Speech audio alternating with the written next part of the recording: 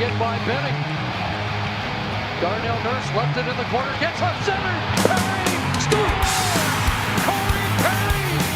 Ilya able to shake away from Solani. It's given away to Solani around in front. Score! Teemu Solani with the steal. Three of the fans want one. Score! Off the floor! On the board! Paul Kariya!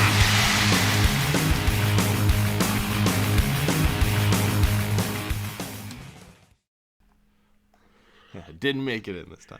All right, welcome back to the Forever Mighty podcast. Big news. We actually just planned to record a show on Thursday, and it just so happened that the Ducks decided to hire their new general manager.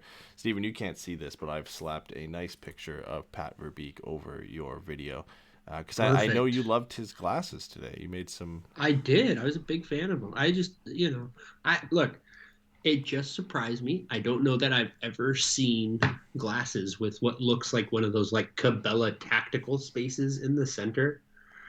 Like, I don't know. I guess they're like black plastic rimmed aviators or something. I'm not sure, but yeah, it definitely made me chuckle. But it's okay because everybody made sure to quickly tell me to shut up, which I think is a great sign that everybody has invested in our new general manager and they are willing to defend him, which I consider to be very encouraging. Yeah, it's been a while since we've been behind the GM. And actually, I guess we were all kind of behind Solomon, right? Because he took over from Murray, so there was at least some change there. So we're all like, okay, something new, something fresh. Didn't know how long that was going to last. Honestly, a bit surprised. Maybe not now, but I think when we talked about this for most of the year, this felt like a decision we thought was going to happen in the offseason.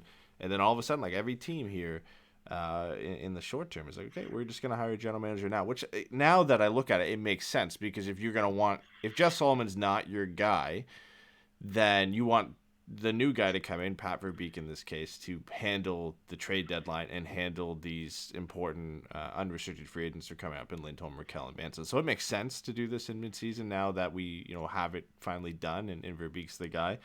But yeah, always kind of felt like it was going to be an off-season thing and Solomon was going to get the job. So a little bit surprising in that sense, but we've kind of been building to this over the last couple of weeks. God, Brett is already trying to piss everybody off. That's usually how it goes. Yeah, Brett mentioning that Dallas Eakins is first move for Verbeek is going to extend Eakins. He did say he was going to have a long conversation with Eakins and get to know him better. So that was the thing for me. Like, I think everything about the tone of what they were talking about kind of post Murray resigning, they went out of their way to make it abundantly clear that they were not, they were not going to be rushing this process. Mm-hmm. And I think, I at least felt that with Solomon having just come in from an organization that at least in their kind of rebuild process, like seemed to be doing a good job. We've been very, positive on how the Kings have kind of mostly handled their business. And then also having Martin Madden there, and I guess to whatever extent Dave Nonis, who is really just the third idiot brother. So I was going to say, like, you've got this nice, like, dream team aspect. I'm getting a little fat ahead of myself there. But, like, Pat Verbeek, his history and his track record with Yzerman puts him kind of in high standing. There's a lot of teams interested in him. You got Martin Madden, who's kind of our scouting savant over the last couple of years. And then Jeff Solomon, really, his background speaks for itself. And coming in from the Kings organization, you got these three guys who are going to stick around. And then you've just got Dave Nonis just hanging around, leaking everything to Darren Dreger, pretty much. Yeah, exactly. And but I think that was the big part of it for me. It was like I felt like they were like comfortable waiting to see where this got them, and I think the way that the Ducks have been up and down this year and have kind of looked at different times like two different teams, I think probably incentivized them to try to get this taken care of sooner than later. And, I think the fact that it is going to be 6 weeks before the trade deadline, it is positive for them. I think it gives him just enough time to kind of get in and get a lay of the land. But I think they wanted to make sure that they had somebody in charge for the next stretch of this season to make sure that there was a cohesive vision, because I think it could be very easy to kind of hot and cold, like you trade Manson, you trade Raquel, but you give Lindholm, 8x8. Yeah. And like, you can justify that to me, but if the new guy comes in and goes, we're not there, then you just burned $8 million in cap space. If you want to trade him, he's probably got a no move clause at least. And if you want to trade him, you're probably not going to get back what you would have gotten. And because of the contract, you might even have to give things up moving forward to move the money off. Yep. So, and to the same extent, you could do it the other way, right? Where they could send everybody out the door and the team surges in and makes, an impromptu run to like the Western Conference Finals or something. And everybody's like, oh no, they're like for real. Like, and you're like, well, we just got rid of, our last three of our most important veterans at this point, like established players that have, not only standing like on the team as far as skill level, but also in the locker room and things like that. And you're like, okay, well now we just sent everybody out the door. So now what are we going to do? And like, it makes me very optimistic, I guess, of how ownership will maybe be moving forward.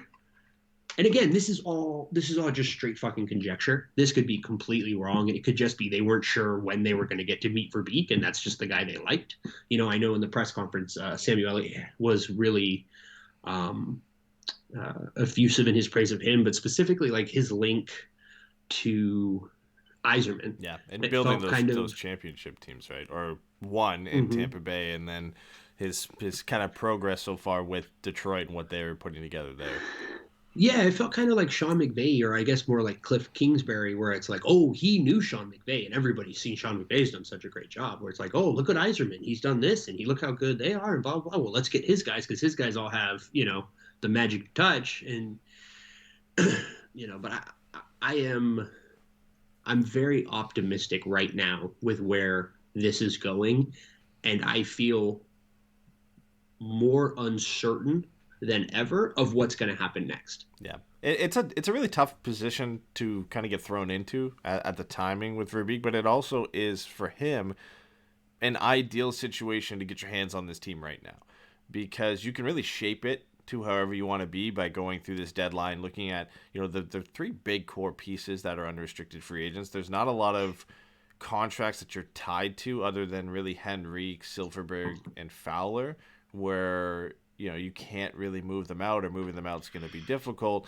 And then you've got the kids, right? So that Getzlaf is on a 1-year deal, so it's not like you're tied to his big contract a couple of years ago. So it really is a clean slate. You can do whatever you want here. And he's got the freedom to go into this deadline and really look at this team objectively and make the decisions that he wants to make to shape this team. And again, you're only really stuck into 3 players, and Fowler has been exceptional this year, so that's not really a detriment. And Henrique's been good, and Silfverberg's been good in his own right, so it's not like they're bad players to be stuck in. So he's got the building blocks to kind of go out and shape this team the way he kind of wants to right off the bat. Like, how many GMs do we look at across the league where they'll get thrown into just an awful situation where like the contracts on the book are just terrible? Like, look at the GMs that have come into Vancouver, and in that situation, they've continued to make it. Jim Benning continued to make it just awful. So whatever GM they get, though, that's going to have to take over that and look at those contracts and what they're going to have to try and do for that team. It's a less desirable situation to walk into. And then obviously you've got Zegras and Drysdale, and probably, if not the best, the second best prospect pool in the league. So I'm sure if he had a choice, if Pat Verbeek had a choice of which team that had a GM vacancy to take over right now in terms of like roster projection and looking at who could get to contender status sooner, I'm sure he would have picked the Ducks. I mean, a bit of a homer in saying that, but you look at their roster compared to a lot of the other teams that are looking for general managers right now, they are in a pretty good spot. Yeah, no, I think you're exactly right. I think, like you said, there is a little bit of everything on this roster right now, which will give Verbeek an opportunity to really do whatever he wants. Like, he's kind of got all of the little bits and pieces, right? Like he's going to come in with 3 very valuable expiring UFAs. He's coming into a team where we have seen Troy Terry, a young player, take a huge leap. We've seen what Zegras looks like he can be. There's, I know Drysdale hasn't moved quite along as well as, maybe some of us would have liked or had hoped, but he's still someone that like you can be very high on and be very excited about the way that he's going to develop and what he can be. So, I think there's a lot of things. You've got Pastujov, you've got McTavish, you've got Zellweger. Like there's all these little young pieces. There's all these mid-level vets.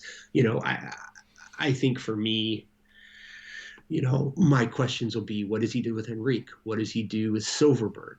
How does he look at those contracts? Is there any one of the young players that he's maybe less keen on that he's going to be looking to move? Like, I think I mentioned this to you before on the show, but as far as like, is this worth looking at how much you can get for Isaac Lundestrom right now? Yeah, like it's possible. You know what I mean? Like, every avenue is open right now. There's a few players that are untouchable in terms of Zegras and Drysdale and all the younger players. But Isaac Lundestrom has been great, and there are a lot of good young centers coming up, and I don't think it's out of the question. Now, he's not at the top of that list, but if somebody comes calling and gives you an offer that you just can't refuse, or if we talked about Chychrun and a few other players, if that's the piece that takes you over the line, then I could see that being potential for him to get moved. And, one thing that keeps crossing my mind, obviously the connection with Verbeek in Detroit and Yzerman, and we spoke about this a little bit in the last show, I think it was very briefly, but there was some rumors that Detroit might be moving on from a player like Filip Zadina. Well, there's a good connection there for Verbeek to pick up the phone and call his longtime buddy Steve Yzerman and say, hey, what's it going to take to get Zadina over here? And that's potentially where you could see maybe a player like Lundestrom or something like that go back the other way. Yeah, it's interesting that you say it. I hadn't necessarily thought about it in this way, but you mentioning it that way kind of made me think about it. Like, it'll be interesting to see if we have a situation with him where, maybe he's really comfortable, especially with both of them being in the East. If he's really comfortable getting on the phone with Julien Brisebois, if he's really comfortable, obviously getting on the phone with Yzerman, I imagine in the next couple of years, we'll see a few more guys from Detroit and Tampa look for new jobs, more prominent roles. Where do they go? What does that look like? You know what I mean? But it's really, like we had Murph, and Murph loved making trades with whatever team Brian Burke was in charge of. Or anybody that didn't hate him from trying to deal with him before. Yeah, anybody in the East or Brian Burke were pretty much his favorites. But I think like him and Stan Bowman, I think, like had a really good relationship. Like we made a lot of trades with Chicago for a while. But I'm curious, like this is the, because I was like thinking about it as far as like, what kind of questions are you asking? Right. And I think the big question for me that I've become curious about, and I would love your thoughts, is what would he have done with the 3rd overall pick this year? If he had that McTavish pick, like, would he have taken McTavish? Would he have looked at Eklund? Would he have maybe reached for Ed Vincent? Like, it's a very fascinating question, and I think we'll never know the answer, but I do think it kind of would provide an interesting glimpse into where he is at. Yeah, I think we'll get that at this year's draft, and obviously not as high as a pick, likely, unless the Ducks win the lottery. But I would think we don't. Can you win the lottery and the Stanley Cup in the same season? I'm projecting that they miss the playoffs, but because technically, points percentage wise, they're out of a playoff spot right now. I'm being very pessimistic, but I would think just based off, who Verbeek was as a player, that doesn't mean that's the type of guys he's going to necessarily pick and gravitate towards. But you heard a little bit of that in the presser today, where he talked about how he just likes guys that compete, and they need to be bigger and stronger, and they need to basically hit the weight room, and that's the next step for a lot of these guys. I feel like just looking at Mason McTavish's profile at the draft, that would have been a guy they still would have been high on. He has a background in pro scouting. I'm sure he would have leaned heavily on the scouting staff and Martin Madden. I still think no matter what, that would have been the Ducks pick, even with Verbeek as part of the staff. But yeah, I'm interested to see. This is all new for us, right? We've had Murray for the last decade, And we kind of were used to how we approach a trade deadline and how Murray's going to approach a trade deadline. It's the same every year, and how he's going to approach the draft and what that's going to look like. And yeah, the draft has been a success, and Murray gets some credit there, and obviously so does Martin Madden and his team. But it will be very interesting, a lot of fun to go into this deadline and see what a new voice and a new direction is going to do with this team. And then you go into the draft and free agency, and everything's different in terms of an approach, and we'll start to kind of figure out fairly quickly here, and what approach Verbeek has, and what type of players he likes, and what type of players he's targeting for the future of this team. And Brett brought up a good point earlier, and we talked about this on the last show, with the Ducks not playing a lot of games this month, and the games they do play are all against the Pacific Division teams fighting for playoff spots with them: LA, San Jose, Vancouver, Edmonton, Calgary. Those are all the teams that they're going to face this month. Where they are now, third in the Pacific, could look a lot different at the end of February, which is perfect timing for Verbeek to really take a good look at this team. When Calgary and Edmonton and everybody's caught up, their game is played by the end of February. The Ducks have played them, however those games have gone, those 4-point games, and where there are going to be in the standings without those, big gaps in games in hand. You can then take a real objective look at this team at the end of February, early March, right before the trade deadline, and say, okay, this is where we are. This is where we stand up with the other teams in this division. Which direction do we want to go? And clearly they're still looking at embracing the rebuild to some extent, but that will weigh heavily, I think, into the decisions in moving Raquel and moving Manson and moving Lindholm, and how big these next games are for the Ducks. They're coming off a really good road trip where they went 3-0-2 against a lot of teams we didn't expect them to play well against or beat. And you look at Boston and Toronto, tough games, and Montreal and Ottawa and Detroit were easier matchups based on the standings, but tough buildings to go into on some nights and play well. You look at that Ottawa game, John Gibson saved the game for them there. So you'll get a good look at what this team is where they are and what they're going to look like moving forward. And it's a great spot for Verbeek to be in and come into at this point, to really get a quick objective look at this team. Yeah, I want to ask you, and I, don't say something funny like figure out where the coffee pot is, but for real, your first day or whatever as GM, right, of the Ducks, what's the first thing that you do? What is the first thing that you think is the thing that requires either your attention or just getting it out of the way? Yeah, I mean, it's fairly simple. I think it's, he mentioned a bit in the presser too. It's talking with the coaching staff, talking with Martin Madden and Jeff Solomon, talking with the players and getting a good look at this team and really starting just from there, from day one, mapping out your plan and what you want to do moving forward based off that. It's going to take him a while to kind of get in there, and he's already said he's going to have those conversations with the free agents at some point. I imagine it happens fairly quickly, but probably a week or two down the road where he starts calling the agents and talking to other teams about Lindholm and Raquel and Manson. But a lot of preliminary stuff early on, just really trying to figure out who he has and who he wants to keep around and what his options are. Yeah, because I think for me, the answer is get everybody's list, right? Call in the guy with the modifieds and all that shit and go, just right off you the have bat. no bullshit. I was thinking about this, right? Because this is one of those things that I just sit and think about because I'm an idiot. But I was just you just call all of them in at the exact same time. You make it incredibly clear this is not personal. This is just, I need to know this shit. And you go, I need all of your guys' lists by X time, right? I am not committing to moving you. I'm not committing to not moving you. None of that. I just need to know what it. And I think that's where you have to start, right? Because for me, if you can reasonably move Henrique, can you re-sign Raquel? Or does having Henrique mean I have that? I have a middle six winger, player, or middle six center, a middle six forward on the team, so I can now move Raquel, maximize that return, and know that there's still going to be some stability on that roster with Henrique and Silverberg and probably Getzlaf, right? Moving forward, and Fowler and stuff like that. So I just think it's it would be a very interesting way to kind of get an idea. And Dalton asked, like, I think usually most players do submit them before the season starts, but I also think They get asked, or if they need to, right? I would, yeah, like it would also be one of those things to me where I also don't think I would expect a player to. I don't think I would expect a player's list to say the same. Yeah, for sure. No, you never know how it's like I going to think unfold. Cam Fowler's is probably just 4 teams at the cap, right?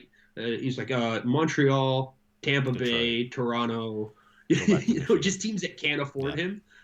And that's what, like, I get that. That's fine. But like everybody else, right? Like maybe you're in a different spot, right? Maybe a team like Winnipeg to someone like Manson doesn't look bad. Maybe a team like Columbus to Henry doesn't look bad. Like those are kind of terrible examples. But Yeah, they I also get what you're saying, kind though. of Like direct teams that touch at the beginning of the season you thought were not going to be in a position where they are, and now, like an Islanders could have been on somebody's list at the beginning of the year. They're probably not on somebody's list at this point. Nashville might not have been on somebody's list at the beginning of the year, but now they're a better team. They could be.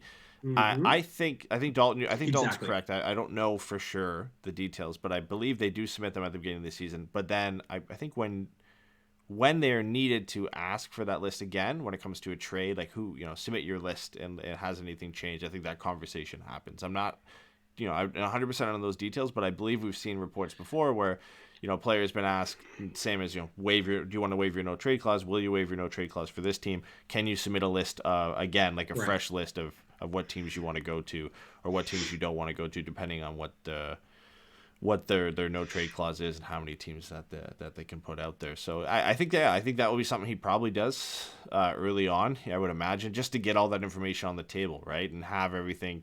You don't have to go back later and do that. Just get it all done out of the way. This guy can go here. This guy can go here. Okay, I can talk to this guy about this guy, and then I think that will coincide with the calls again to other GMs about the unrestricted free agents, about Lindholm, about Raquel, about Manson. Start judging what the value is going to be on these players. I'm sure that conversation, one of the first conversations he has before he does that is going to be with Jeff Solomon. What kind of calls have you received? What offers have been pitched? What is kind of the going price? And a guy like Josh Manson, who's apparently been heavily pursued by Toronto as well as other guys, like, what have you gotten so far? Catch me up, get me up to speed, and then he can kind of take it and run with it there. Yeah, and something worth like saying too is like usually like a list thing is like it goes through the agents because that's why the agents are there. But I think if you do it this way, and I think if you do it off the bat, it helps kind of eliminate any room for assumptions or suspicions, right? Because if you wait 2 weeks and then you ask, well, what if someone's in a shooting slump? What if someone just got burned bad last game, right? Or what if someone's playing really well? Like, I just think, it could create unnecessary tension in a way when getting it out of the way early is an easy way to just be like, this is just information that I now need to have as the guy in charge. I'm not doing anything with it necessarily. And this isn't, a reflection of you. It's just you guys are the ones with lists. So that's what matters. Yep. I think, how much, like how high on the list right now is Dallas Eakins, right? Like how quickly do you need to come to a decision?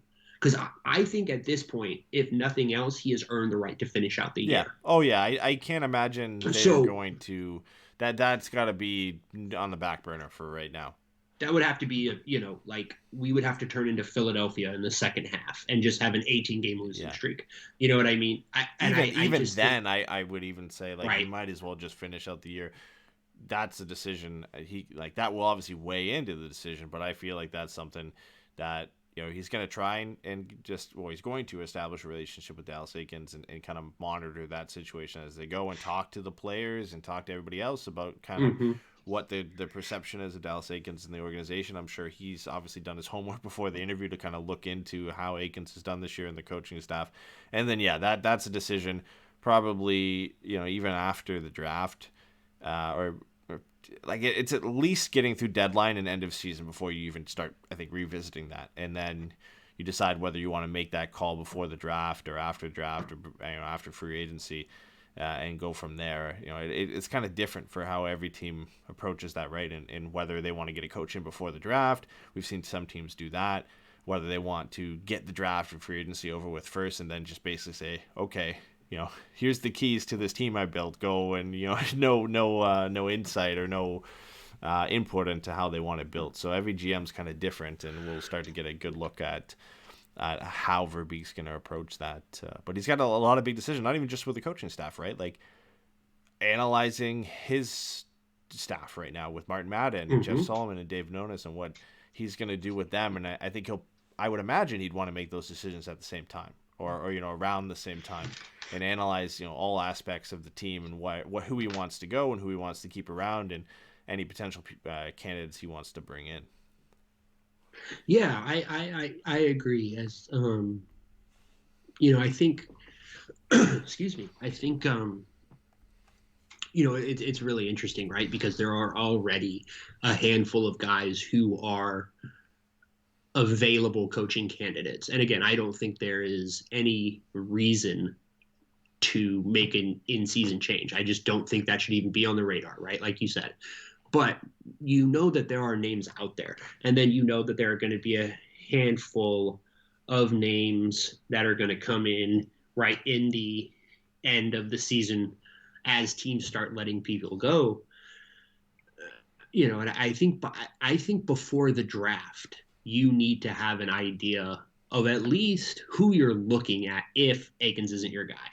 And so, I think that presents a really interesting situation, but I also think it's important, to your point about free agency, like I don't expect that we're going to be significant players given what he's talking about as far as being in the middle of a rebuild and things like that.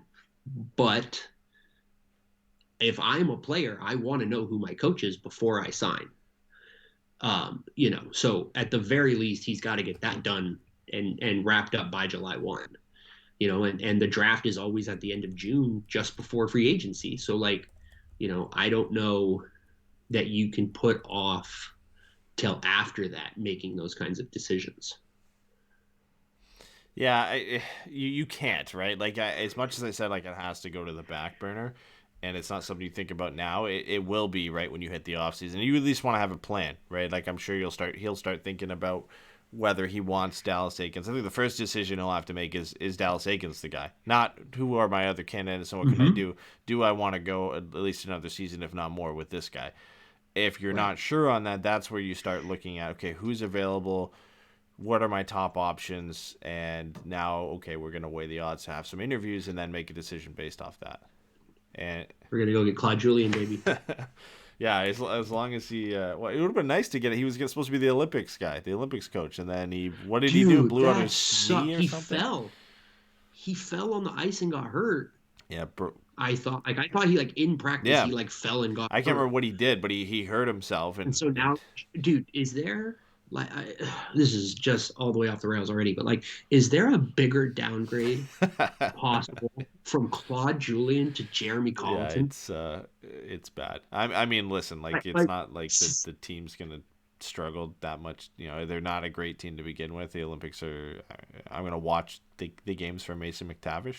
Okay, Dalton said he cracked 2 ribs. Is what he did. Yeah, it's just bad timing. Couldn't get on. He just could not get on the plane and have to go through that when trying to coach a team in China. So, listen, it is a major drop off to go from college. Honestly, no bullshit. How long do you think they sat there and thought we should probably call Mike? I don't know that I want to do this with Jeremy Colleton. What is Mike Babcock still coaching in Saskatchewan or something? Yeah, dude. I love it, man. He's doing it for the love of the game, not at all because he can just hide there until somebody forgets and hires him again. I would love to get one of the players of that team on for an interview, just to find out how Babcock coaching that team is. Just an inside scoop on is it brutal? Is he coach? He's got to be a little bit more lenient, right? The skill gap between what he's used to coaching and these guys has to be obviously way different. Well, that's the other thing. And again, for me as an American, it's easy to forget, but because of the infrastructure of minor league, not minor league, but like Canadian minor hockey, right? Like the OHL and the CHL and all that shit. Like, if you're playing in college, you're not good. Yeah, a You know what I lot mean? of Like, these guys I that don't- play in college here, they played probably OHL or QMJHL or something for a bit. Mhm. They were like third or fourth line guys there. They're older, they're 23, 24, and then they've gone on. They didn't make it, so now they've gone on to college to get a kind of a backup, and then eventually they might go and play pro like second league somewhere else. So like it's not like the US where like the top guys go to like the top colleges, and you've got like really competitive players that are, if they're not going to play in the NHL, like they're going to be good AHL players or good players overseas. Like, yeah, it's a tough go. You like the Cody Currens, right? Like are the highlights who come out of the Canadian college system. Yeah, it's a very interesting thing. And so, like you were saying, like the idea of like, Mike Babcock basically coaching a U22 beer league team, like he can't handle that well. Like I did an All or Nothing Amazon documentary on Babcock coaching at University of Saskatchewan. You know what? I would sign up just for one streaming service just for that. Yeah. Like if they were just like, we're just gonna 24/7 Big Brother Mike Babcock, Canadian college coach. Like, I want to see that because, like, I want to see the moment that somebody does something and it pisses him off, and he physically goes through the stages of processing and realizing that he can't get like. This was not someone who handled mistakes well when he had Nick fucking Lidstrom, right? Like, this is someone who's been exposed as coach of the Red Wings, as coach of a very young Mighty Ducks team, go Ducks, and as the Canadian coach for whatever the fuck, like he has seen the most incredible level of talent. And so for him to then be like, oh, I should rip into this 22-year-old kid for a turnover in the offensive zone. It's like, no, man, you can't do that. Like, that dude's just, he's doing this and hoping he gets a break, but more likely than not, whatever class he's taking is more valuable to him long term. Yeah. I would pay money to see that. We could probably talk about Mike Babcock all night, but I obviously want to get back to Pat Verbeek. Okay, like your thoughts, just an overall thoughts on the Verbeek hiring. As him being the guy, are you happy with it? Because I know we talked a lot about internal hiring, and Madden and Sullivan were kind of at the top of our list for a while.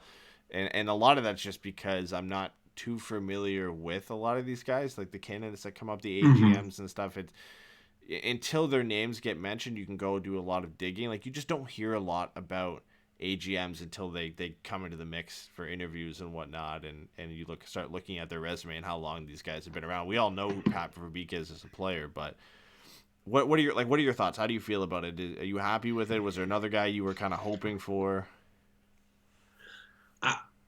I think for me, the longer I kind of sat with just like, what are they going to do and stuff, the more I kind of, and I would say recently within the last 2 weeks, probably like really started to lean very strongly towards picking someone outside of it.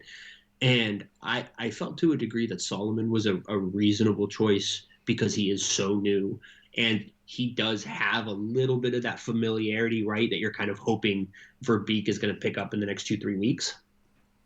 But he's still a mostly fresh perspective. So I think as far as an internal choice, he was kind of the one for me just because he was as close to an external internal hire. And I know that sounds stupid, but but he's freshly a new hire from another team as early as like this season, right? So yeah, and so I really like that they picked someone outside of the organization. I think when you kind of look at like coaching lineage, or like you look at his post-playing career in the way that you look at like different like coaches' careers, right? Like he went through the process. Like he was a scout. And then he was, on the team with Yzerman in Tampa Bay and moved up through the ranks in Tampa Bay. Like it's easy to forget. Yzerman got there in 2010. He was there for a while. And, he worked his way up through. And then Yzerman dipped and was like, you're going to come back to Detroit with me and we're going to go make this happen. He was like, hell yeah. So there's a lot there that is, in my opinion, encouraging as far as his lineage, right? And what he kind of has been a part of historically. I think his comments about analytics are really smart. I think,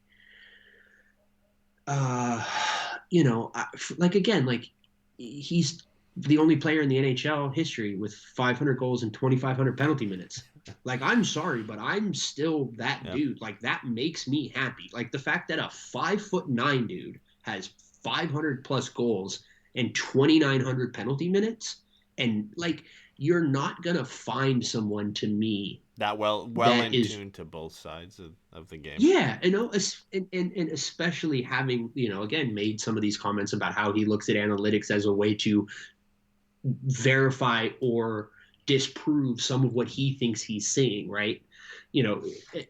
And you love that. But I just think from a human perspective, there is a lot to like about his disposition as a player, and then a little bit that we've seen of him, in the press conference. Like, he just seems all right, man. You're just like, okay, cool. Yeah. Like, it'll be interesting to see how he develops. He's 57, so like, it's weird with like coaches and executives because it's like they're old. 57 feels a little old, young but for the it's position. Also not very old at the same time. Yeah. Like Lou Lamoriello was like 700 years old and he's still in charge. Not everybody's a Chayka or a Dubas, so right.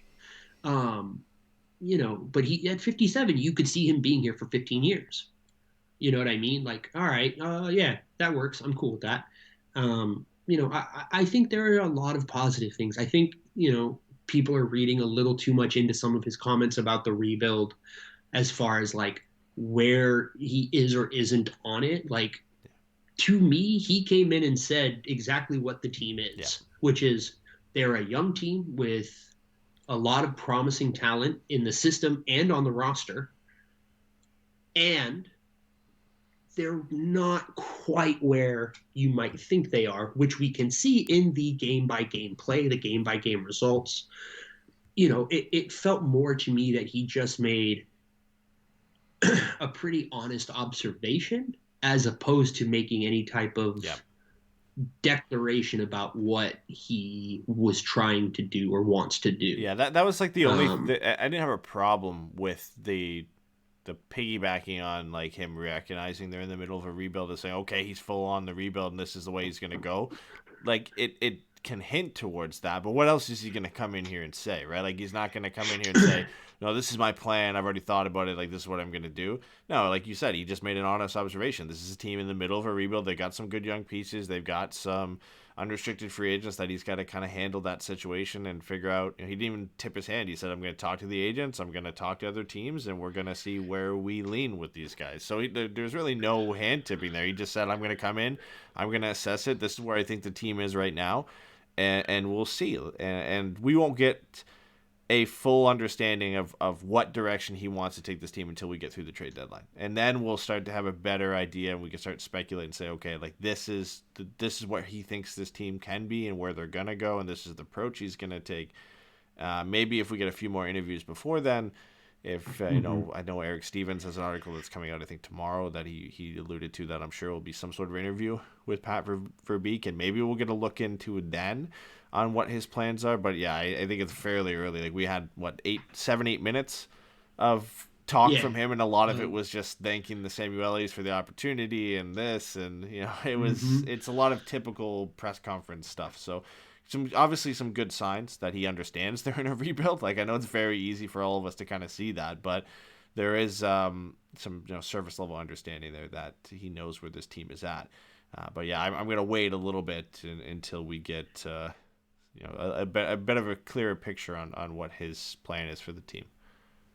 Yeah, it's like just kind of sitting here and thinking about it. I think it is less of a commentary on him and the team moving forward, and more of a commentary on where the fan base is at, right? Because like it should be noted, we are coming out of the my name is Bob Murray, and I'm not going to tell you a fucking thing. I'll maybe tell you after the fact that I did it, but other than that, you can go to hell. And every year we're competitive until I tell you otherwise. So like I get the the way in which what Pat Verbeek said, which again we both agree is just an honest observation. I get why that feels so refreshing, and why it can be such an encouraging thing to Ducks fans. I would just say, try, like you said, try not to read too much into it as far as what it means he is or isn't looking to do, simply because we have no way of knowing. And an honest observation isn't really a nod or even a head fake in any one direction. Just I want it to be, I would like to be, he's like, I think it takes about 5 years and I would like it to be shorter than that if possible. Yeah, cool, man. That's fine. Like if you look at that, you're like, yeah, like 2010, that like 3-4 years, that's when they're picking up guys like Hedman and things like that. And you're like, okay, yeah, I get why that's what he's looking at. And then they spent the second half of the 20 teens, as one of the 5 best teams every year. Yeah. You know what I mean? So and like, it makes sense too. Like the Ducks already have Zegras, Drysdale, McTavish, and then a lot of young complementary pieces coming up. So they are already, 1 or 2 years ahead of that 5-year progress. So for him to say, oh yeah, like I think I can do it in shorter. Well, yeah, you're coming into a situation where they're probably 2 years already into the rebuild and they made some progress, and Zegras has jumped in to the NHL and now is a Calder Trophy favorite candidate. Drysdale's been one of the best young rookie defensemen. McTavish is possibly the top prospect outside the NHL right now. He's up there. So there are some building blocks you already can step into and say, okay, like we are a little bit further down than where they started with Tampa Bay, and where they even started with Detroit when they both got there too. I'm not even trying to fuck with you right now. I'm actually very curious about that comment. Like, are we 100% sure he's even the best prospect in his draft year? Like, not in the NHL. Like, I think there is a lot of reason to be excited about William Eklund. And I don't think you can ignore the relative consensus around Owen Power that he was simultaneously one of the best upside picks and one of the best base level picks, right? Like the base version of him is probably still a top 4 defenseman, and it's just about, is he a legitimate number 1 guy, right? But everything else is already there. So like I'm just, it's just curious because like it's just, I try to think about that kind of like context and stuff and like other players, and like, yeah, technically now Byfield is in the league. And obviously you've got Stützle and Lafreniere and all that, and it's just kind of like, all right, I'm just curious about kind of where they fit in. But McTavish is on a hell of a run right now. He's on the Canadian Olympic team, which isn't nothing. Again, Owen Power's on that team too. But there's a lot to be excited for Pat Verbeek, and like I said at the very beginning, like I think the thing that's kind of funny to me is I haven't been this kind of positive just about where I thought this team might go at the same time as having absolutely no fucking idea what's going to happen. He can do anything. He has absolutely no ties to any of these people. And I think that is going to be a benefit, but it does make him, to whatever degree, unpredictable.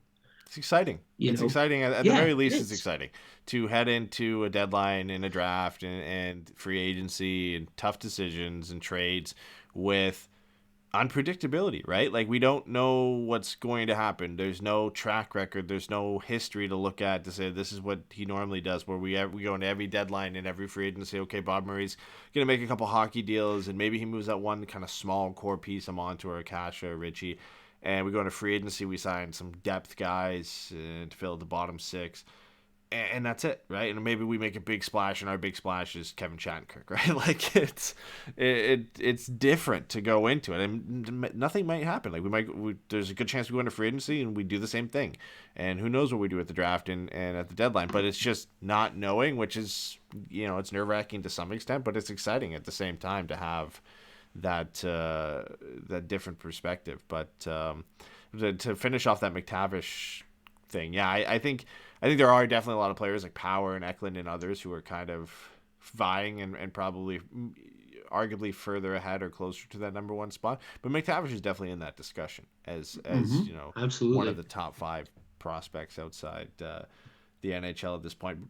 Let's still pivot to Verbeek, but talk about some of the other guys who were in the discussion. So obviously Solomon and Madden were interviewed.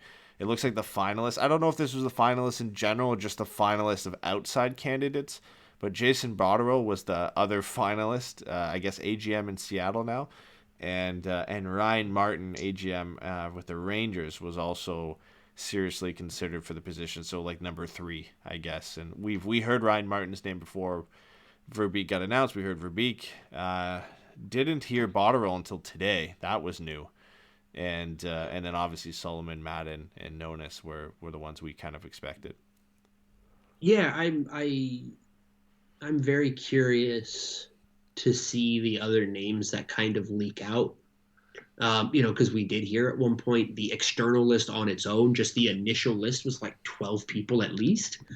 So I think it'd be very telling to see kind of what the, hiring committee or whatever you want to call them, the brain trust, of those 3 guys. Because the other thing I thought was interesting is the degree to which Teemu Solani kind of became more notable in the conversation as it kind of closed up, which I think probably speaks to, one, the fact that Teemu has always just kind of wanted to be Teemu, like he, even in the 90s, like he was doing rally racing in Finland in the off season, and the NHL was like part of the squad. He's part of the decision-making process. I don't think he was officially announced when they first said it was Niedermayer, Korea. Right. No, guys. he wasn't. And we were like, we all talked about it. Like, mentioned. okay, why is Teemu not here?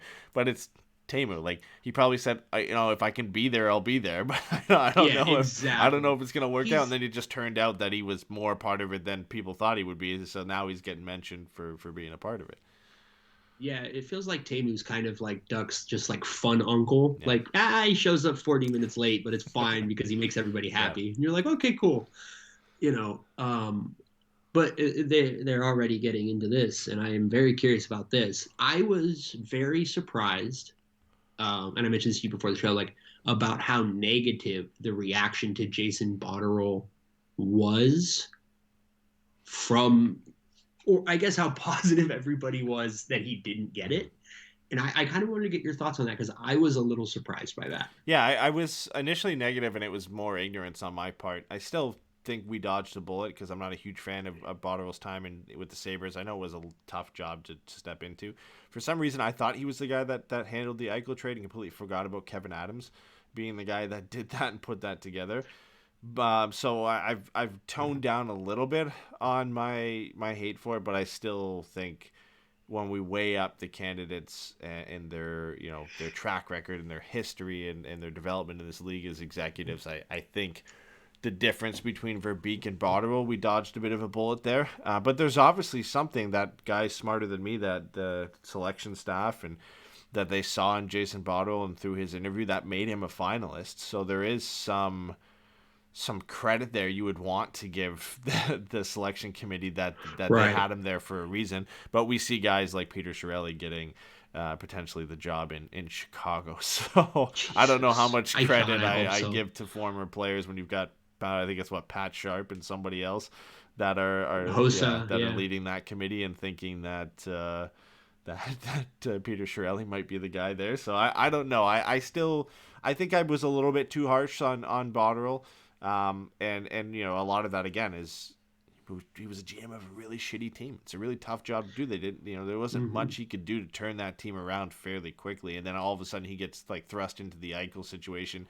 Eichel gets hurt, and then he wants to trade, and then ends up being Kevin Adams who makes the trade in the end. But Botterill is still kind of linked to that situation in the dark days in Buffalo. So it's going to be hard for him to shake that, just as it was hard for Dallas Eakins to shake the shitty start he had as a coach with the Edmonton Oilers and the crap team that he had there. And he's done a good job of kind of shedding that this year. And not many people talk about it as much as they did, but it's something that, any GM who's been in a situation like that, it's going to follow them for a while, right? Like, it's a tough, until you prove yourself in another situation. And if he ever gets that, then, you're always going to be remembered as the guy who was GM of a shitty team and didn't make it any better.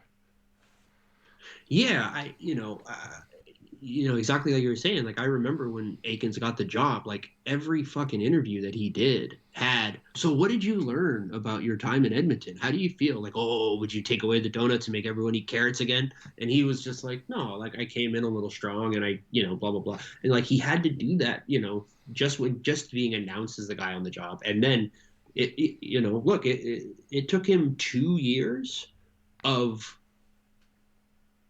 like basically all of the progress that he had kind of made in rebuilding his image or reputation in San Diego almost got completely wiped away by 2 very bad years in Anaheim. And I think we're seeing now that wasn't all to do with him. And I am very happy that he seems to be a better coach than it appeared like he may have been early on. But yeah, like, with Jason Botterill, like, and I looked it up and like, I was like, why is everybody so negative? Well, he's traded for Jeff Skinner,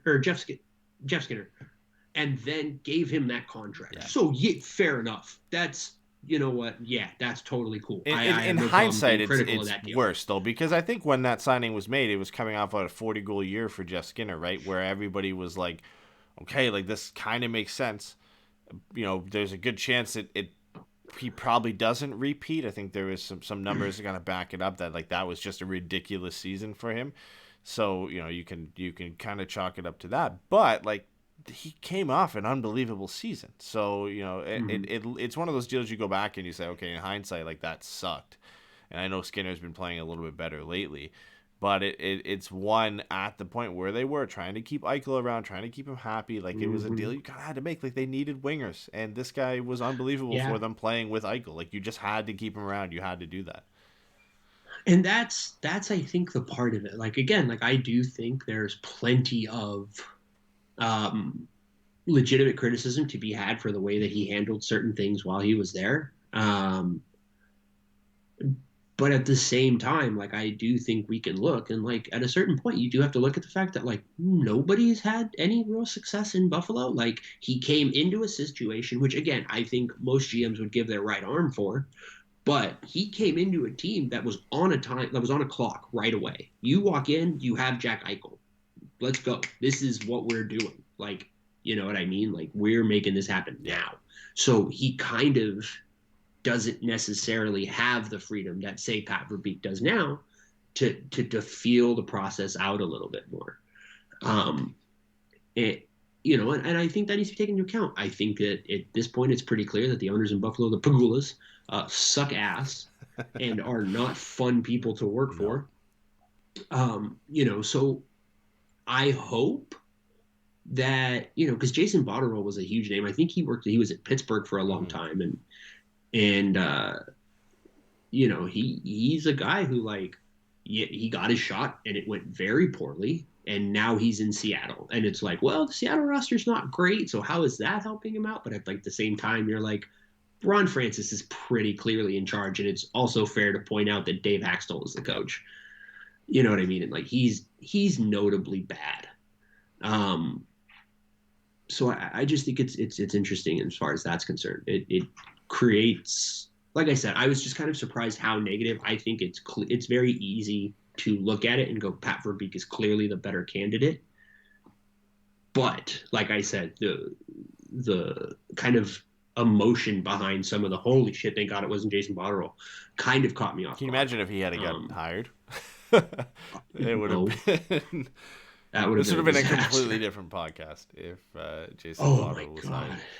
I'm sure the chat would be a little bit less friendly tonight if that was the case. Yeah, no kidding. The only other thing on the Verbeek stuff before we move on to probably a quick trade deadline talk and then bit of a talk about how the Ducks have played lately is what's next for Jeff Solomon and Martin Madden. Obviously, from what we've heard, they're going to finish this season as AGMs for this team. And for a foreseeable future, I would assume they would stay as AGMs because that is kind of the logical stepping stone for them to eventually get into a general manager role. But Martin Madden, he's been requested for interviews for some teams. The Ducks have denied it in some cases with Montreal. I would imagine like they're going to stick around for a little bit here until Verbeek decides what he wants to do with his staff. But if Martin Madden and maybe even Jeff Solomon are definitely going to get calls and interviews when other teams are looking for general managers. Yeah, sorry, I was laughing. Was just thinking about that quote from earlier where it was Martin Madden, Jeff Solomon, and Dave Notice are all more than happy to continue on in their roles that they're and I'm like, yeah, we can just all agree Dave Notice isn't getting another Dave job. Notice is fairly happy to keep doing whatever he's doing right now. No kidding, dude. Like, hey, Dave, we need you to go park cars. Cool. Thanks, man. Don't worry about it. I got it. You know what I mean? Like, it's just so funny that, like, he just, like, again, his name is just in, and again, I get it. He has the title. He is an assistant GM. He has been a GM in this league, which I think is all of the reason why his name shouldn't be around, but I get it. You know, so it is what it is as far as I'm concerned. But yeah, I think it's really interesting. I think if you're Martin Madden, you have a legitimate case to be a little frustrated because you probably would have had a good shot at least making the final group in Montreal. Yeah. And I wonder how much of that even is the organization and maybe even his decision too. Like, we don't know if they just blocked him or maybe that was also kind of his choice. Who knows, right? That's fair. You know what I mean? He could have just been like, I'd rather just see this through, and you know, when we get to the summer, whether I get the job or not, He's been here for there. so long too. Like, obviously the end goal for all these guys is to be a general manager, but sometimes seeing, like you said, seeing this through could mean more to him at this point than, okay, I'm going to Montreal, like that shit show, and I'm going to be the GM there, or I could kind of stick it out here, potentially have a shot at the general manager job, which he was interviewed for, and maybe that changes now that he didn't get it, that he starts looking a little bit more seriously at some of these other positions. But there is something to be said about wanting to stick around and see it through, and he's built this team, right? Like, in, you know, the scouting department and, you know, being the head of amateur scouting, like, this is his team as much as it is now Verbeek's and Jeff Solomon's to some extent, Bob Murray's. Like, he has his fingers all over this team in terms of how they've been built. Yeah, 100%. And you know, I have a ton of respect for what he's done in the organization. I just think it's natural to expect someone who has been as solid for as long as he has to look for another opportunity to maybe do something a little bit more. And so, like, yeah, I get that. You know what I mean? And so I'm it would not surprise me if he was not with the Ducks at the start of next season. I fully expect Solomon to stay because I kind of think Verbeek will make him his right-hand man, because I think it'll be very easy for Verbeek to be like, all right, so like I'll work with Madden, or even if Madden leaves, whatever, like I can do the scouting part. But like I don't have an analytics background. I just know that it has, you know what I mean? Yeah. Like I don't want to make it out like he's an idiot. That's not really fair. But like, you know what I'm saying, right? Like he's not that guy. So I think having a guy like Solomon, who already started trying to build an analytics department here before Murray was even let go or resigned or whatever, I think Solomon will probably be the AGM here for a good chunk of time. It's a nice duo to have, and obviously it's even absolutely. nicer if you have Martin Madden a part of that, and you've got those three guys working. Like I again, we haven't seen anything from Verbeek. We're just giving the benefit of the doubt because of his track record, but to have those three guys kind of leading the way and running this team, it is exciting, right? Like you've got kind of all aspects of you know, analyzing and players, and you know, bringing in players and kind of different approaches to the game, where Verbeek's kind of right in the middle and Solomon's very analytically inclined when it comes to analyzing players and, like you said, building the analytics department with the LA Kings. And Martin Madden, again, in the past, he's been kind of in the same boat as Verbeek, but I remember a few of his interviews in the past where he said he's kind of likes to go out and watch the players, and that's kind of his final judgment type guy, which makes sense. I mean, being a scout for as long as he was, that I'm not surprised that he's approached. So you do kind of get like all aspects of the game and the way to kind of view and approach and analyze players from all three of them. So it would be nice to keep them around, but eventually it's an embarrassment of riches. Like one of these guys, especially if the team continues to do well, they're going to continue to attract interest, and at some point the right opportunity is going to come up for one of them where it's just too good to pass up on. God, it's going to be so unfortunate when Rob Blake gets fired, but I can't wait for them to hire Dave Notice. They're going to be so happy. Dave Notice, I know, Mark Bergevin as the GM and Dave Notice there we AGM. Go. Say goodbye. Or Mark Bergevin is a head of executive Luke. vice president. Bye Luke, bye Rob officer. Blake. It's now Bergevin and Notice running the show in LA. First thing they do is trade Byfield for like PK Subban. Jesus. No, you don't want to bring in PK Subban. He's bad for the locker room. You got to go out and get somebody else. I think he would trade for Nathan Horton's corpse before he traded for PK Subban. Oh man. All right. I was gonna say let's go into a little trade deadline talk. I'm not sure if that's gonna take us too long. I know we've talked about it a little bit. Obviously with Raquel and Lindholm and Manson. I think maybe we save this for another one because we've kind of talked about it a bit. The only thing I was gonna bring up is the Leafs have apparently been taking a hard look at Josh Manson, which isn't surprising. This happens almost every year for the last 3 to 4 years that the Leafs have been interested in him. Well, what was the joke I think Friedman in 32 Thoughts had, which was like Toronto's been interested in Josh Manson since Pat Imlich was in charge.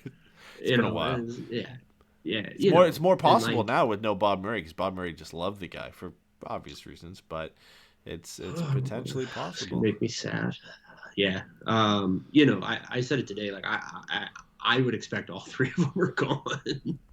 I think that is the most likely outcome. They're all 28, 29. They're all about to get a good contract. And it's very easy to see how they aren't on Anaheim's timeline. Again, like I would love to keep Lindholm around. I think he's special. I think, he plays a game that they very much need and nobody else really does. But I also understand that, like, he's 28 years old. He probably wants to win and he probably wants to get paid. He definitely wants to get paid when he's looking at what guys like Darnell Nurse and Heiskanen got. Right. Well, dude, think about this. Him and Trouba are in the same draft class, and Trouba got that stupid deal from the Rangers. He's like, no, I'm definitely better than Jacob Trouba. Like, what are we talking about? Lindholm's looking at this and probably saying he's going to at least get 7.5, if not push. Oh, dude, he's got dollar signs in his eyes. I don't blame the kid either. I don't think he'll get to 9. I think he's got a good chance at being between like 7.5 and 8.3, somewhere in there. But again, right? It's one of those things where it's like, every year the Toronto, like, I also kind of wonder how much of it is just Josh Manson is so easily identifiable as a part of this team that a lot of people feel they've been missing.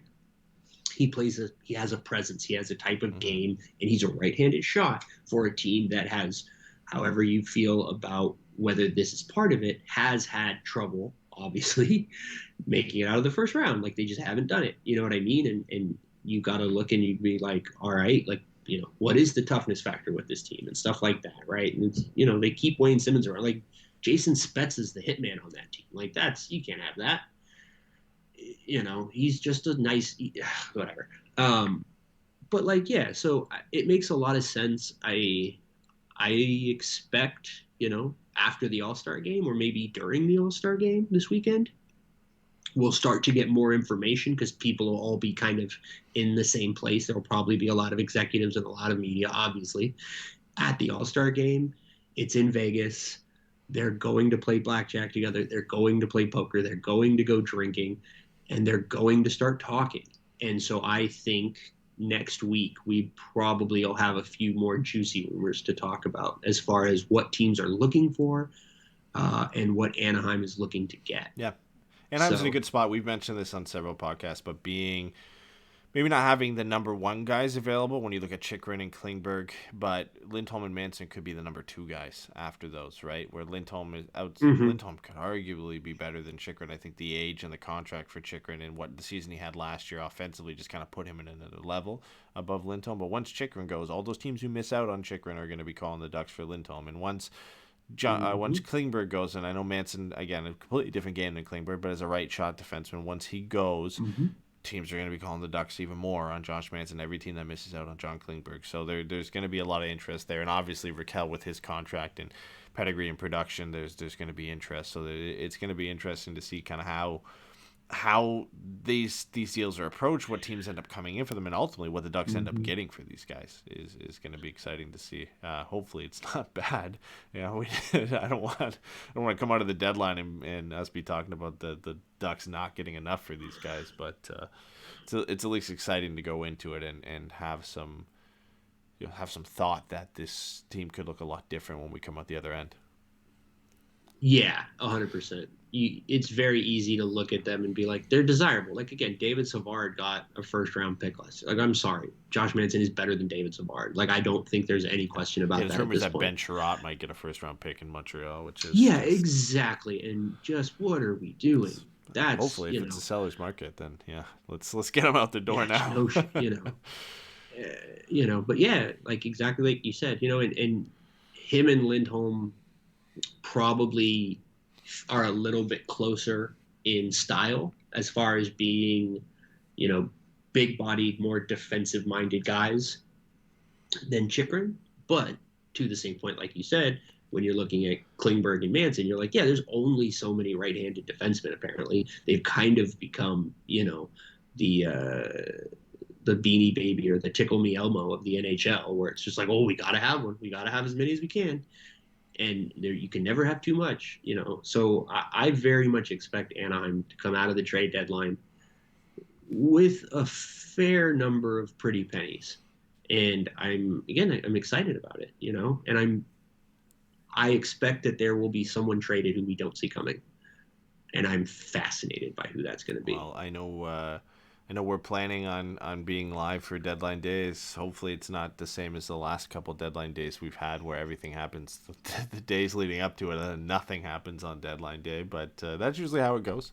So we're going to try and be live for that one. And so it'll be a bit more exciting this time around with not expecting a small hockey deal to come through and some AHL signings or trades at the end of the day where we're used to from Bob Murray. So that will be a fun one. But to wrap up the show here, I do want to get into how the Ducks have done recently and what we can look at some of the highlights and top performers over the last little week. So talk about 10, 15 minutes here, and then we'll wrap her up. But the Ducks just completed that 5-game Eastern Canada, but I guess just East Coast road trip.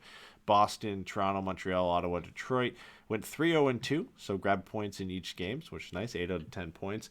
Sit third in the Pacific Division, technically fifth in points percentage because Edmonton and Calgary could catch them, but still in a decent spot. Like, they're keeping pace. They had some good games. They beat Boston, lost to Toronto in the shootout, I think, right? And then beat Detroit, beat Ottawa, and beat Montreal. Or am I missing? No, lost to Detroit. Lost to Detroit in overtime. Right. That's the one Gibby lost it on.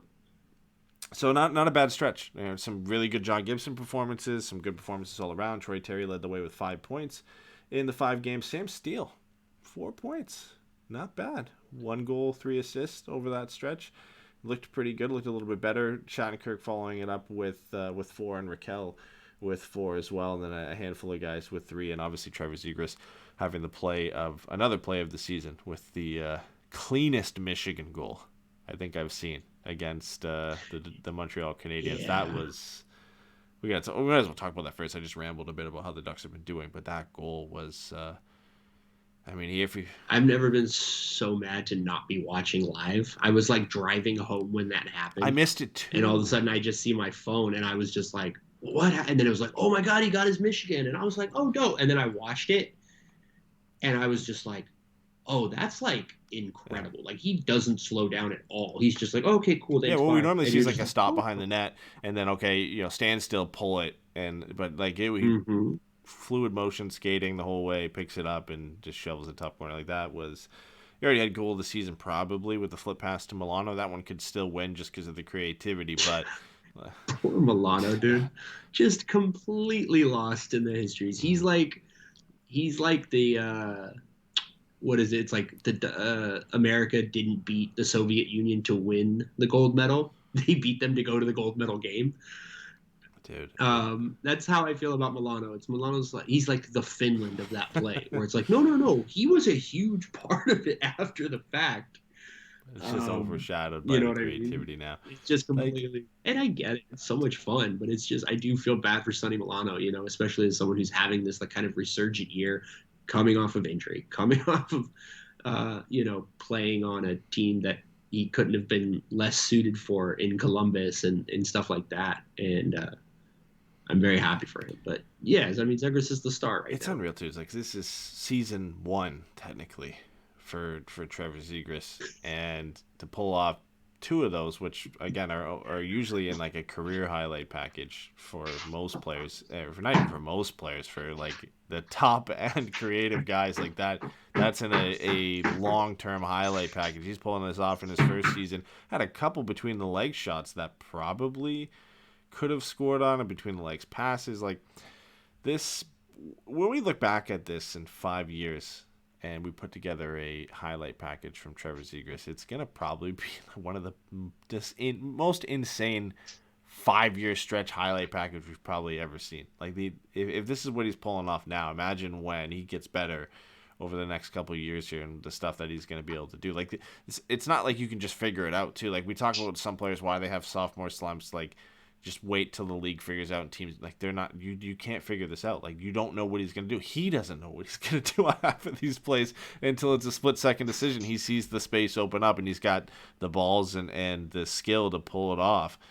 I just, dude, this highlight reel in 5 years' time is going to look unbelievable. You put together a highlight reel of the plays, not even the finished plays, but the ones he tried to put it between the legs and not. And you add that together this year in a highlight package, and it's already ridiculous. Like it's just going to get amplified even more by the end of the season. And it's so much fun to watch. And I love watching Red Wings fans just get really butthurt that that he's getting all the attention in the world. Like, what do you expect, man? Like, you and me have a different perspective on it, because like we really like Raymond, we really like Mord Seider, and they're great players. Mm-hmm. But how you can't be upset, like, when you've got a young kid pulling off this type of stuff on a nightly basis, you can't get mad at the league for trying to get behind this guy and maybe bending the rules a little bit in the All-Star game to get him out there. Like, you have to. Like, this guy this guy's putting Anaheim as a franchise on the map, like making them must-see TV when they're not even, they're good this year, they're a better team this year, but they're not like a Tampa Bay. They're not a team like, you're not gonna, I'll roll up and watch. They're not even Nashville. Yeah, like I'll roll up and watch a Colorado game any night just to see that team play, because they're amazing. People are just watching the Ducks just to see Trevor Zegras do some crazy shit like that. That's unbelievable. Yeah, and like, I don't know, man. Like, to whatever extent about Detroit, all I'll say is like, it's felt pretty clear to me all year long that it's been 3 guys, and everybody has agreed it's been 3 guys. Do you want to know who should be aggrieved? Is Anton Lundell and Florida Panthers fans. He's playing a difficult role and is a meaningful contributor on a contender right now. I think when you're looking at degree of difficulty, it's him and Mord Seider at the top. Coming in and basically demanding that you be the new number 1 defenseman, even on a team that's like, oh, it was Danny DeKeyser before. That's still meaningful. That's still really impressive. He's big. He skates well. He's getting goals. He's getting assists. He's playing in a way that you can see his impact. And the same thing with Lucas Raymond. Anybody who watches that kid play for 10 minutes, man, you're like, yeah, he's so special. But Zegras was like made, and I'm going to just really sound like a boomer, but like he was made for the social media era, where it's GIFs and short clips and all that kind of stuff. And it's just about sharing these little these little moments. Like, that's all he needs. And like, that's the thing about him that I think is so cool and so special is, to your point about how he doesn't know what he's going to do. His spontaneity is one of the biggest parts of his creativity. But the other part of it is he doesn't even make simple plays in simple ways, right? Like, you could always count on Ryan Getzlaf to make a simple play well. And it's just like, that guy's streaking down, nobody else sees it, boom, cross ice pass, finish. And the vision is remarkable. Trevor Zegras like goes almost out of his way to be like, oh, I'm going to do a triple spin and make them think I'm going to the blue line, and then I'm going to pass it off of my own back, hit it with my elbow, and it's going to land at the feet of Derek Grant, who's just going to touch it into the, you know what I mean? Like, it's insane. His creativity and his spontaneity combine in this really, really wonderful way. And like you said, and anybody who watches him play, like, confidence mixed with that spontaneity and mixed with that creativity just creates must-see TV. He's just a blast to watch. I don't know that he's going to win the Calder. I think he will, just more than anything because he's got those very easily moments, sticks right? in your Like, mind, right? It's I was a listening to popularity contest in Yeah. some sense at the end of the day, when it's going to come down to the wire between when we look at point, unless one of these guys just opens up like a 10 to 15 point gap, it's going to come down to the wire between Raymond, Seider, Zegras, and Lindell. It's going to be fairly close. They're all within a few points of each other right now.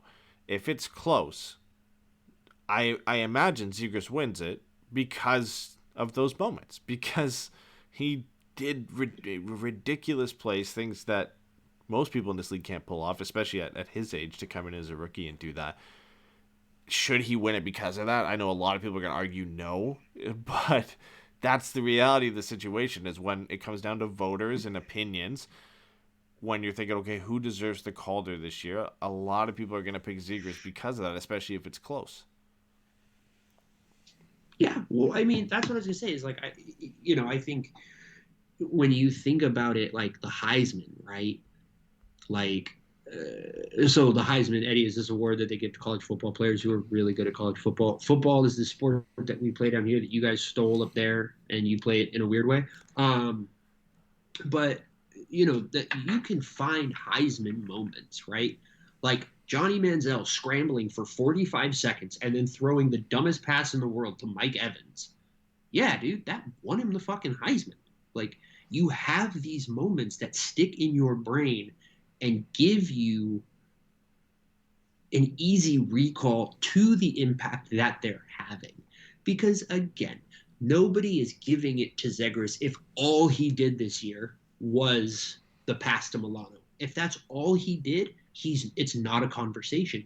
It's everything he's doing combined with how much his style of play stands out, and especially stands out in Anaheim, which has just been the most boring type of hockey imaginable for 10 years. I love it. It's my favorite thing in the world. I'm not knocking it. But they have had a very clear style, and he does not fit that style. And it's remarkable. And so, yeah, like I do, and I don't think it's unfair. Lucas Raymond's got 40 games left to pull some dope shit off. I hope he does it. It's awesome. It's fun as hell to watch. I hope Mo Seider goes between his legs and over his head. Like, you know what I mean? Like, I hope everybody does the dopest shit, and we just get to the end, and at the awards, they just play a montage. I don't even care who wins the award. Just play the montage. That'd be so cool. So as far as all that's concerned, it started out with me saying that everyone should feel bad about Anton Lindell, and then I stopped talking about him, which just proves the point. Wait, before we get to Lindell, I want to make a comment on that with, like, the being creative sticks out in your mind. Like, with Red Wing fans, it's very hypocritical to be getting upset that, Raymond and Seider aren't getting enough attention and this flashy kid's getting attention, when the Ducks for the last decade plus have had guys that just don't get attention for what they deserve, and even Getzlaf and Perry for the way they play. And then the Red Wings had probably the most comparable player to Trevor Zegras now in Pavel Datsyuk, where they got to enjoy him Yep. for how many years in Detroit, and to sit there and say, "Oh man, I can't believe this flashy kid is getting all this attention." Like, look what Right. Datsyuk was a great player for sure, but was he elevated a little bit in terms of his fame and stature because of what he did to guys on a nightly basis to embarrass them? 100%. So like for any fan base to get behind and sob that their two young players aren't getting enough attention because Mr. Flash over here is making people take notice. Like come on, you have any fan base, you can't be getting upset. Florida to some extent, sure. You want to be upset that Lundell is not getting enough attention as these three guys and is sitting right in the same realm as them of points and putting up 5 assist nights. There, I can understand that because Lundell definitely deserves a lot more credit for what he's doing in like a third line role for the Panthers, playing with like Mason Marchment. I know he's playing with Sam Reinhart now, but he's been kind of all over the place, not getting as much freedom in the roster necessarily as guys like Zegras and Raymond and Seidar, just getting thrust into top 6 and starting top pairing defenseman roles. Yeah, no, he is decidedly low on the pecking order because the team is good. Like, it's good for Lundell that he's in that role, and it's even better for Florida that he's excelling in it. So it's a great. It's just so stupid, man. I can't wait till somebody wins this award this year. We don't have. Oh well, I guess next year we'll be talking about potentially Mason McTavish being a favorite for the Calder Trophy, probably. So, but yeah, I mean, listen. I hope Zegras wins it. At the end of the day, if he doesn't, I'm not gonna be super upset. I kind of want this debate and argument to be over so we can just enjoy them all as players and for what they're all doing is impressive. Coward. But I do, yes, selfishly want Trevor Zegras to win and maybe follow it up with a back-to-back with Mason McTavish next year. But he's going to have some tough competition with Shane Wright probably jumping right into the league and Owen Power coming in playing for the Sabres and a few other guys. So it'll be dude, you just gave me flashbacks to the Dodgers when I was a kid. Like, the Dodgers had like the first back-to-back Rookie of the Year winners in Piazza and someone else, and I can't remember. I'm sure somebody in the chat. Jimmy's old enough; he'll remember. He probably watched him play Little League. But and that kind of like, yeah, man, that stuff's cool, and like you get to see that kind of stuff like build on it. You know what I mean? Like, to the conversations people have had about Shesterkin, how wonderful it is to go to just have this line of goalies, and you're like, oh man, it really sucks that we don't have Henrik. Oh shit, Igor Shesterkin's incredible. To a very different version.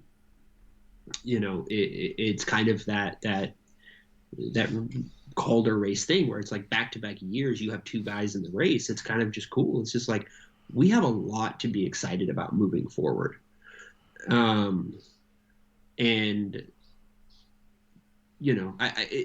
It's just a really fun spot to be in, and I think if nothing else, it's really good for the league right now. Like, I firmly believe when Detroit is good, it's good for hockey. They just mean something special, and I'm excited about them being good again. I hate it, because I don't want them to be good because they made, being a Ducks fan miserable for so long, but damn, it's going to be fun. Dylan Larkin's a really likable guy. There's a lot to be excited about as far as young talent in this league. Eventually, Montreal will figure out how to let Cole Caulfield be good again. Nick Suzuki and Sebastian Aho is not really young anymore, but still, like, there's just so much fun talent right now in this league that I can't explain enough how great it is that we are in a position to be legitimately excited about the next 5 years in a way that we haven't been in a really long time. I was going to look this up, and I think I got it here. I was going to try and find out the only times in NHL history that a team has had back-to-back Calder Trophy winners. It's happened 3 times. Way back, we're talking 42, 43, 43, 44, and 44, 45. Oh, so when everyone was a rookie? It was the Leafs had Gay Stewart, Gus Bodner, and Frank McCool when Frank McCool won at 26. Those are all Brad Lambert people. I guess They're he was not a real. goaltender. And then the other one was Boston in 66, 67, 67, 68. Can you guess who one of them was? I think it should be fairly obvious.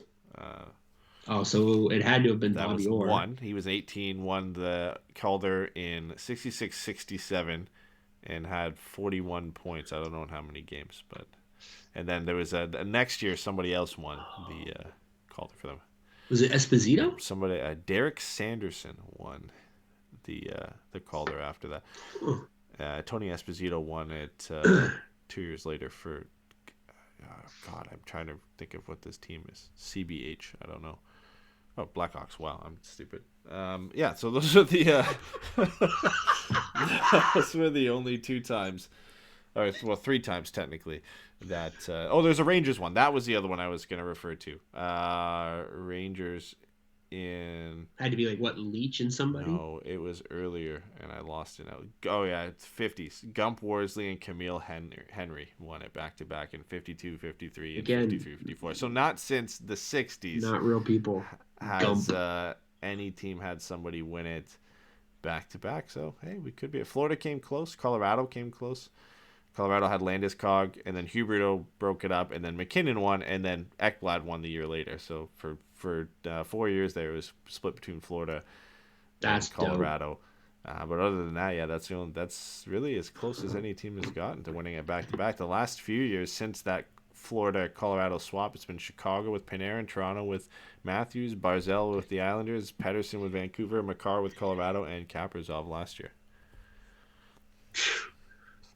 Kaprizov rocks. He's so dope. We're not doing that today, though. No. We're not going to turn this into a Minnesota Wild podcast. Nope. Anything else you want to cover? I mean, we obviously Verbeek was the big news. Talked a bit about how the Ducks have been doing, saving some of the trade deadline stuff. I'm sure for a future show as we get closer to the deadline and some more rumors come out here. But anything you want to mention before we head into the All-Star break here? Oh man, speaking of the All-Star game, I'm really looking forward to some of the dumb stuff they want to try this year. I think them embracing the entertainment part of it is going to be good. And we had a whole conversation about it and what it does or doesn't mean and why, you really shouldn't get worked up about it until they make it worth it. These are the kinds of things that maybe make it a little bit more worth it, maybe make it a little bit more easy and fun to actually get worked up about. It's going to be cool. They're bringing in outside people like I want to say Philippe Marie Poulin, but that's just because I keep seeing her name on every time The Athletic puts out the women's Olympic primer. But there's I think 2 or 3 women that are going to be part of the breakaway challenge and the face-off challenge and stuff like that. And it's going to be a blast. I'm really looking forward to it. I really hope the NHL just even for a weekend pulls the stick out of its ass and just lets these guys have fun. And it would be a blast for that to go. Tom Wilson's going to be there now, which means everyone's going to be mad all weekend. I can't wait. It's going to be fun.